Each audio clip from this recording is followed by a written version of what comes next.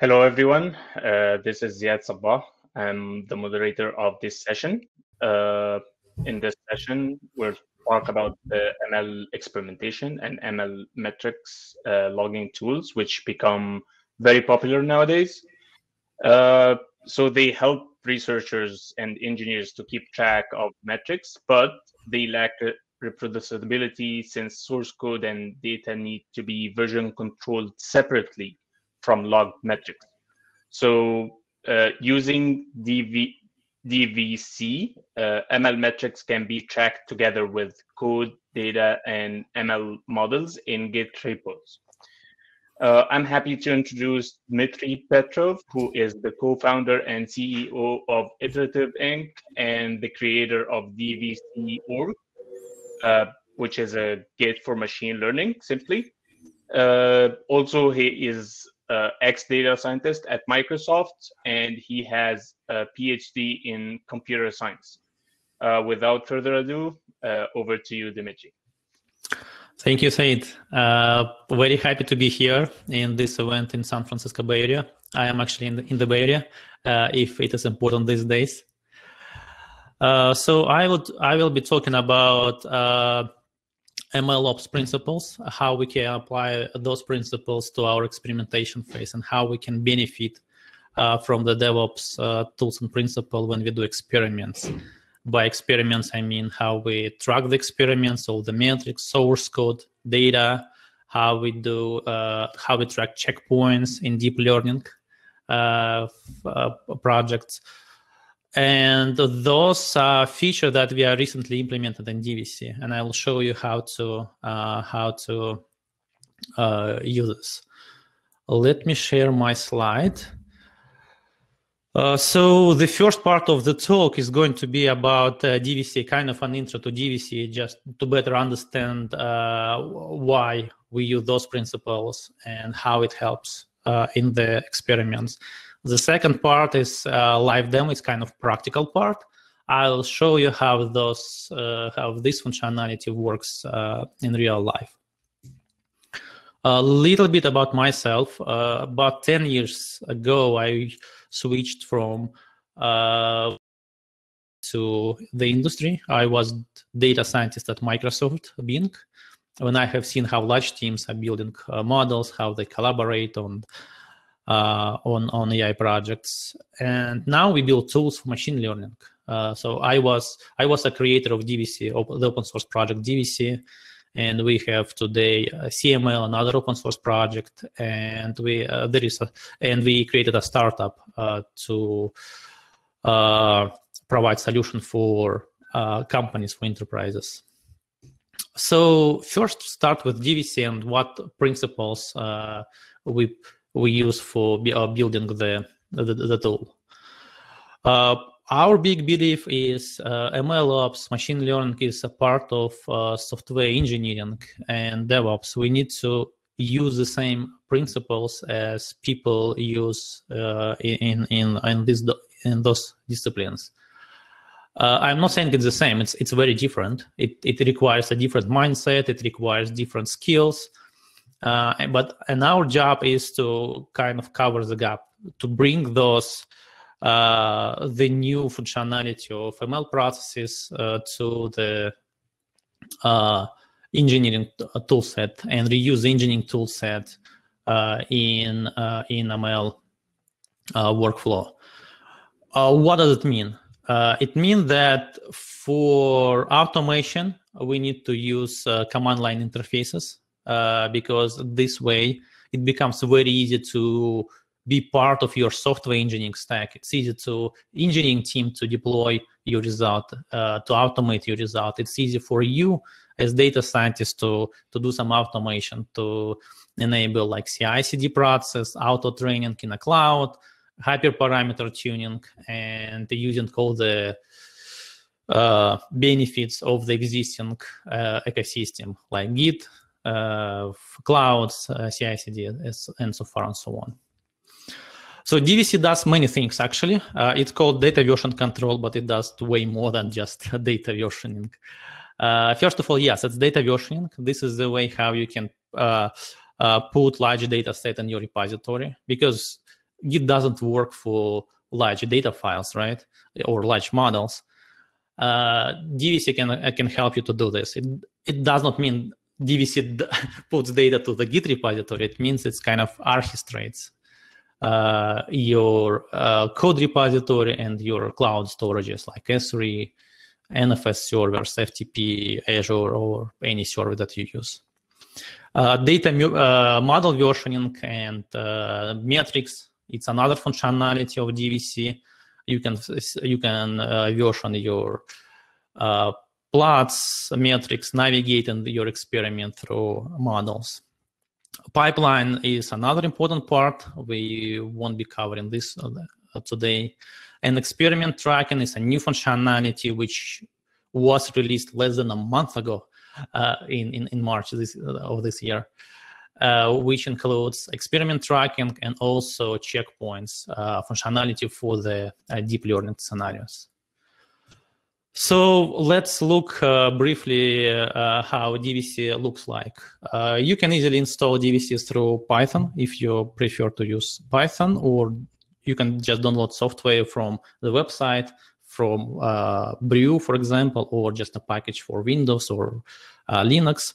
It works with any language and in any system. And then you initialize DVC in your Git repository. You need to specify the storage. It's kind of remote. We have a concept of data remote in addition to your code remote. And then data versioning. In this way, you enable your data versioning. So now you can say DVC add a directory or a file. It can be like 10 gigabytes directory or maybe 100 gigabyte directory with millions of images or just one large file. DVC creates meta information that you're supposed to track in a Git and version in a Git, but the data goes to the cloud. So DVC push will copy data from your machine to the cloud directory that you specified in the previous step. So once you created the repository, committed your result, committed your metafile, any team member can clone the repository and pull all the data, models, metrics, and anything that you have created on your machine or in a cloud. So that's how it works in kind of conceptual level. On one side, you have your code remote and code and metafiles. On another side, on the right side, data remote with the actual data. And DVC works on your Git repository and orchestrate those two pieces by the metafile. So pipeline is just kind of a command that you run. But in simple cases, just one single command, like Python train with dependency specified, or maybe not. But in some cases, it might be a complicated pipeline with 5, 10, 50 steps. So we won't go deeper here, but what is important, it's also a metafile. It creates a metafile that can be tracked and versioned by Git as well. Model versioning includes different pieces. First is a summary metric. It's about your kind of performance of your model. And you can look at the difference. You can look at your metrics. And DVC gives you a way how to navigate in your repository through the metrics.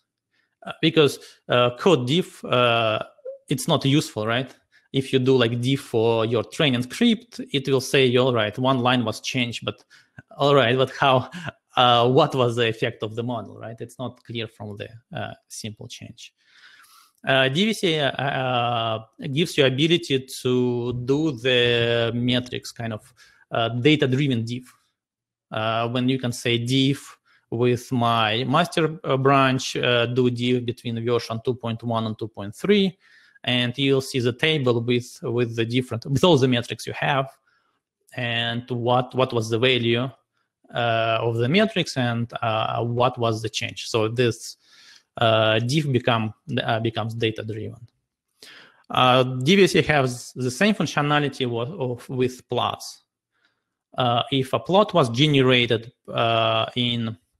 if data for the plot was generated to JSON file or TSV file or CSV, you can do the same kind of similar diffs for plots. What is the difference between my current plot, my current model, and my model in master branch? In some cases, it means production. And HTML file will be generated, so you can look at the at your plots. So this is how you can productionize your model, how to get model from your repository in a one line, how to get model from the Python code. We won't be covering this part.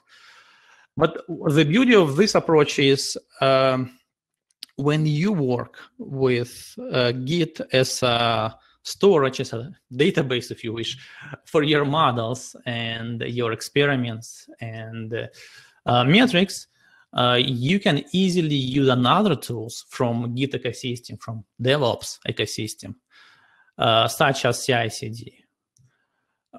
So we have another project, cml.dev. It's a simple library which helps you to generate reports for a pull request, and it helps you also orchestrate resources from cloud, like training on the cloud. And this is what you can create with help of DVC and the library.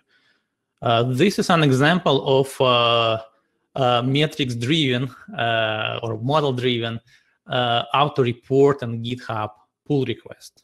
So you can set up your CI/CD in a way that when someone made a change in a model, CI/CD run tests automatically and generates your quantitative metrics. How this model was changed, what was the difference in plots, and all the tables that you've seen on the previous slides with DVC metrics div, DVC plots div can be easily put into the report, and the entire team can see how your improvement looks like. So yeah, and workflow, it's relatively easy to specify this workflow in GitHub. It's literally like 10 lines of code, and it will be run automatically and generate this automatically. All right, let's jump to the experiments. When we implement this DVC, the functionality I mentioned before, people start using this functionality a lot for kind of sharing experiments, not sharing experiments, sorry, for sharing result of their modeling. It become a collaboration tool for many teams when you do your modeling job, and once you're done, you share your model, maybe change labels with the other team members. You can just clone repository or run a proper CI/CD process, but your team members can get the result. It didn't fit well to experimentation phase when you need to run hundreds of the experiments, dozens, hundreds, or even thousands. So we decided to implement this experimentation functionality in DVC. Usually a git commit become a problem because you need to run additional commands all the time. It overpollutes your kind of namespace of your branches and commits, so people don't want to do this. And we automated this in a way that it is now hidden under the hood in DVC. And checkpoints, model checkpoints, it's very important pattern today in a deep learning world. And we put quite some effort to instrument and implement this functionality. So let me show you how it looks like. So here I have actually, sorry. Where is my, yeah. Here I will clone some repository. It's going to be a Git repository with DVC. Git clone. And here you go. This is a repository. It's very small, 1 megabyte. It contains only source code and meta information. For example, if you look at the data directory, it's almost empty. There is only one data file here, that is a metafile for DVC. However, when you run DVC pull, it will bring all the data to your workspace. Data comes from the storage that someone specified when the repository was created. And you'll see the entire data set, intermediate result, the final model in your workspace, here in your machine. So that's how it looks like. It's more or less the same. The only difference, you actually have data now. So the size of the repository is 155 megabytes, which is not a big size, but in reality, you probably work on a gigabyte scale or maybe hundreds of gigabyte scale. So this is usually when it becomes a problem. But with 100 megabytes, we can show the idea behind. So we got data in this directory. We got the model. So here, and now you can run your experiments and reproduce all the results. Actually, it's not needed now because the model is here.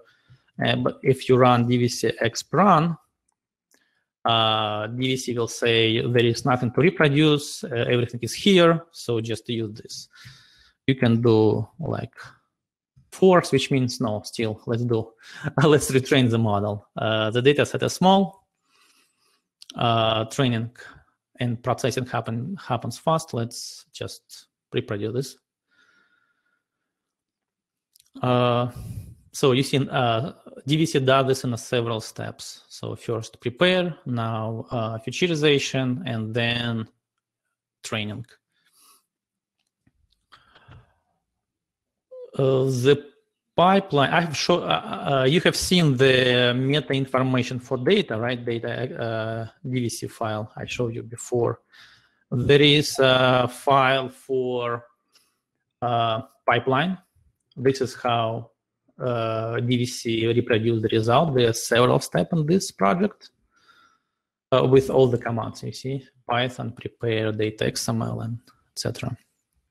So, all right, we just did repro. There's nothing to reproduce now. DVC exp show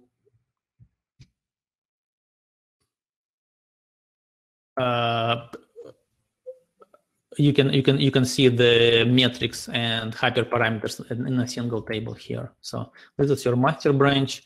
Those are the metrics in master branch, and that was the experiments we just run. It's the same actually, which is expected, but let's change something. In the parameters file, we have some hyperparameters. Let's change some of those. DVC exp-run set param train. Train estimators. Let's increase number of estimators. Let's say to, I don't know, 130. Oh. DVC reproduces the result with the new hyperparameter. And you can see the result in the table. So this is the master. This is our previous experiments, which is the same as the master. And that is the last run. So we run in only one command, and it's already on the history of your repository. It's in the history of your Git. But actually, it's not a part of your commits or branches. If you look at the branches, we don't see any new branches. We don't see any new commits. What actually happens under the hood, DVC creates a new, which is called custom reference, kind of a commit, but outside of your regular ones, and stores all the result of your experimentation on those commits. So it's kind of commit, but it's hidden from you. It's going to be hidden from your team members because it's on your machine only. So all right, let's continue the experimentation process. Okay, 130 was not the best experiments. Let's try 150. and retrain the model again.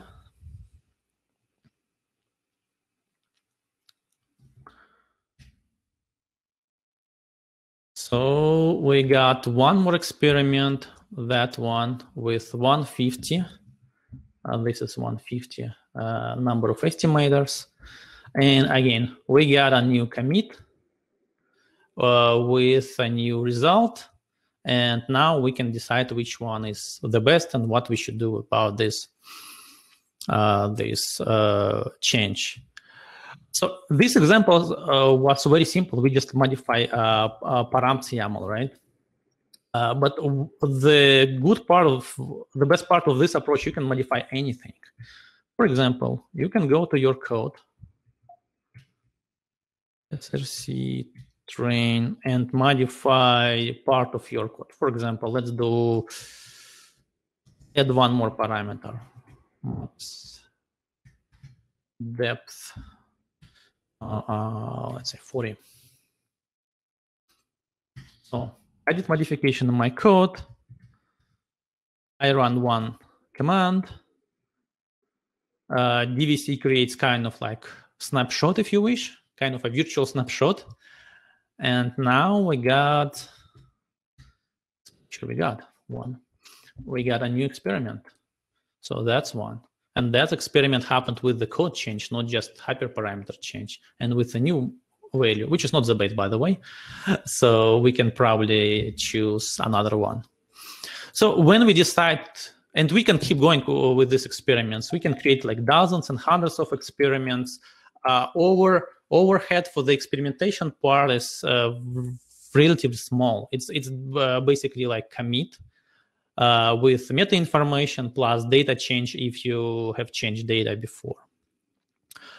Now you can look at the difference. You can use all the features that we were talking about before.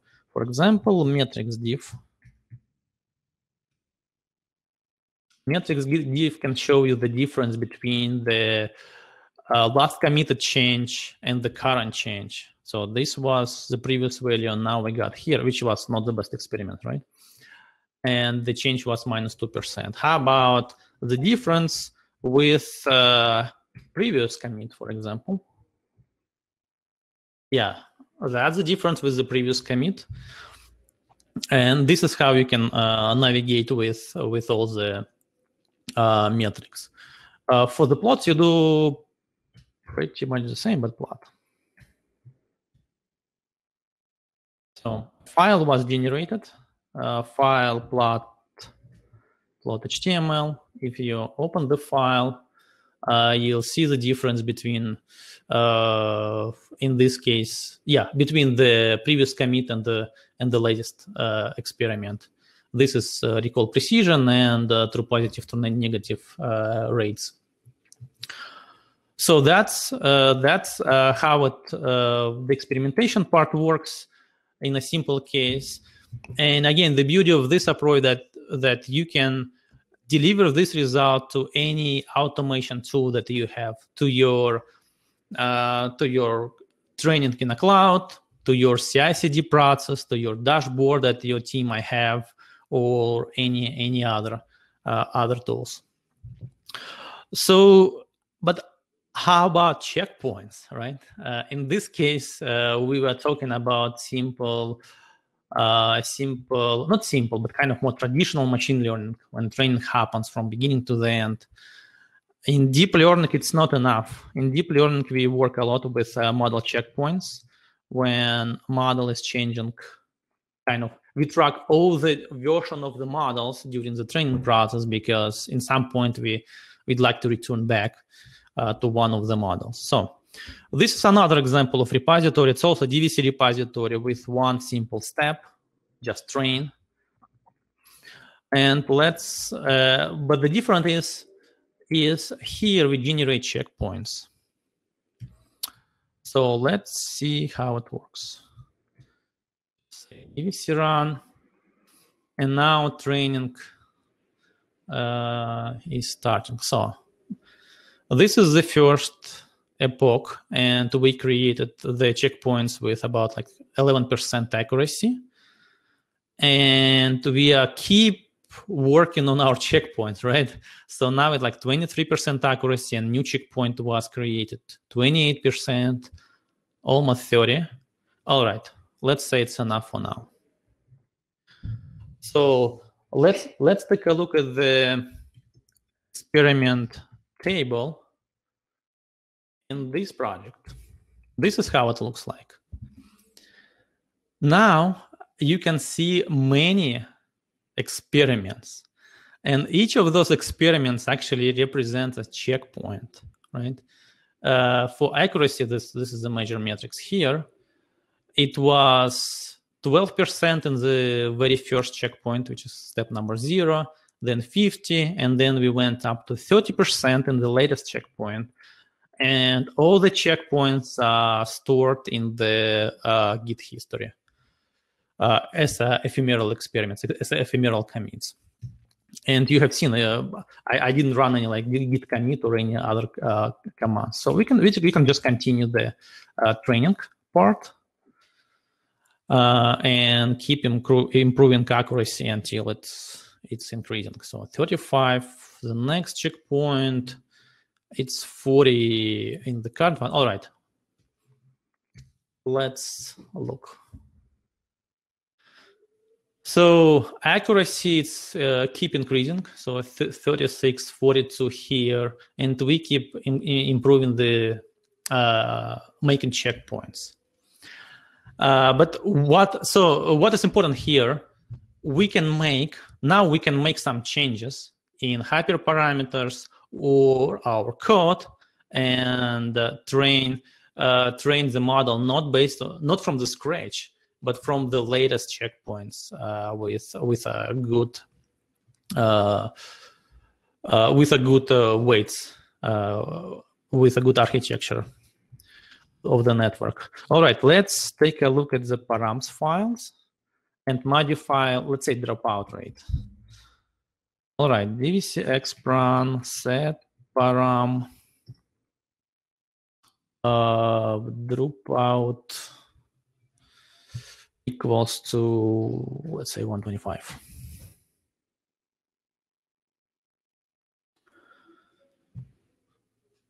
All right.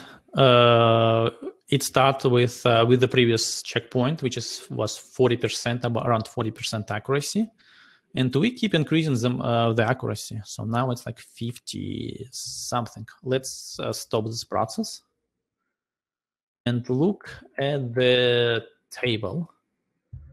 And this is what you see, what you can see here. We still improving the accuracy. We still keep making checkpoints here. But what is cool here, it's DVC recognizes the change. It's not just checkpoints, the next checkpoint. This checkpoint is different, and DVC says you, yeah, it was a change, and you can look at this change. And with this information, you can not only keep track of all of your checkpoints, you can also make the entire process reproducible in a deep learning.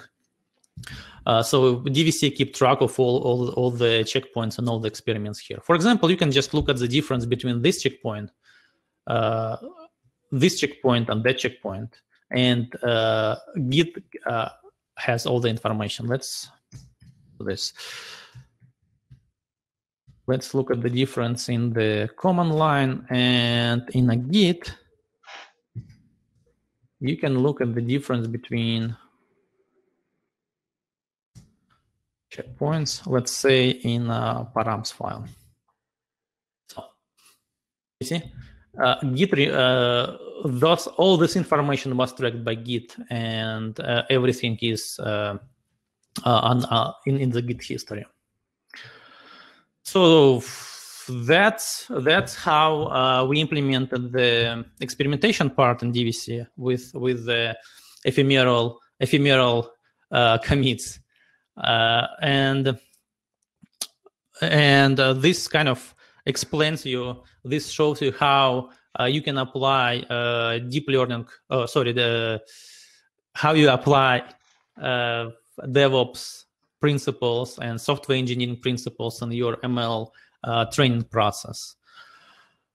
So what is great about this approach of using like Git under the hood on your experimentation tool set is benefit that you can get from Git itself, Git services such as GitHub and pull requests and issues in a GitHub, as well as CI/CD systems and cloud. So you are basically benefiting from the entire DevOps ecosystem using the Git under the hood.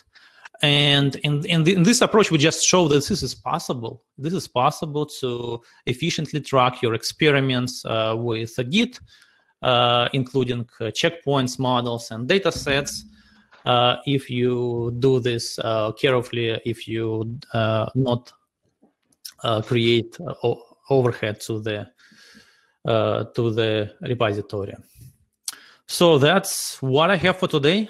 Thank you for your attention, and please don't be lost in your experiments. Awesome, thank you, Dmitry. That was really insightful. Like I liked very much that there is a way to make comparison of the metrics between the commits. That's really seems to be amazing. Just to follow up with the concept. So in the data version control, as I understand, and correct me if I'm wrong, there is a file that acts as an index to the data source. So yeah, so my question is, if the data is in this source, in this path, is being changed, like it's changing, is it still being controlled, or the like there wouldn't be a way to actually control this versions of the data if it's expanding? Let's say it's a transactional data and it's being fed over the time. So is it still controlled, or that would be different? So there are many parts in this question. If you're talking about data, just data, right? Data sources or labels. Then yeah, so DVC version everything on a file level. If you add a new file, DVC keep track of all the files. If you modify file, DVC adds additional file, and so it will keep track of all the versions of the files. In case of experimentation, it works this way. Each checkpoint, each weights file is going to be a separate file, and they live on your machine until you ask DVC to push those to cloud. So you need to say, all right, I like this experiments. I'd like to make an actual, not ephemeral, but an actual commit from this experiments, and I need to push data, which means all the checkpoints to the cloud. So Kaniska is asking, like, showing interest in the topic, and they're asking if there is a link or a Twitter account that they can reach out to you or something like that. For DVC. I send the link to DVC work Twitter. You can find from the Twitter. You can find the website and DVC documentation. We have a very great document. We put a lot of effort to put and there are tutorials like getting started, for example. Let me copy the link here. This is tutorial for the first part of my demo. When you can find a project and kind of step by step create the project and run experiments on the projects. Awesome, that's great. Thank you. I think we're over time now. Thank you for the insightful tool, and definitely, like, I didn't know about it, and definitely I'm going to use it. So thank you for that. Yeah, thank you. All right, have a good one. Bye, everyone.